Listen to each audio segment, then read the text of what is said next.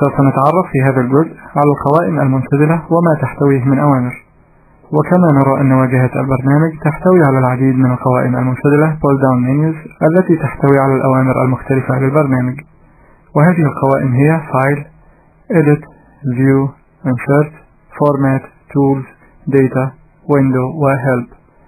ويتم فتح هذه القوائم بالضغط بالمؤشر على اسم القائمة التي نريدها، فتظهر الأوامر المحتوية بداخلها، فنضغط بالمؤشر على الأمر الذي نريده، وعند فتح أحد هذه القوائم سوف تظهر الأوامر متكررة الاستخدام فقط، وبالضغط على رمز السهم الذي نراه أسفل قائمة الأوامر سوف تظهر باقي الأوامر الموجودة داخل هذه القائمة.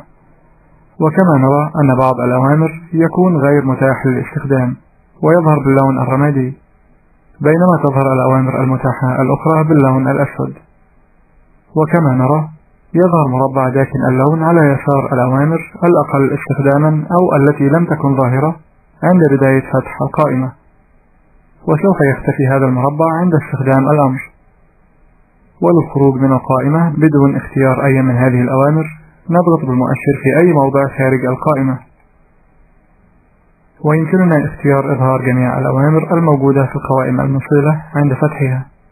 ولعمل ذلك نفتح القائمة المنسدلة Tools ونختار Customize، ومن المربع الحواري Customize نختار لوحة المتغيرات Options ونشغل الاختيار Always Show Full Menus، ثم نضغط Close للخروج من المربع الحواري.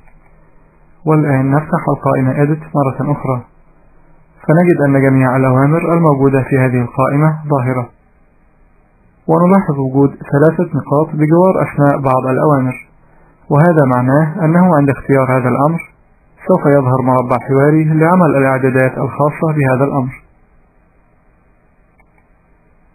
كما نلاحظ وجود سهم بجوار أسماء بعض الأوامر الأخرى، وهذا معناه وجود قائمة أوامر فرعية سوف تظهر عند وضع المؤشر فوق هذا الأمر.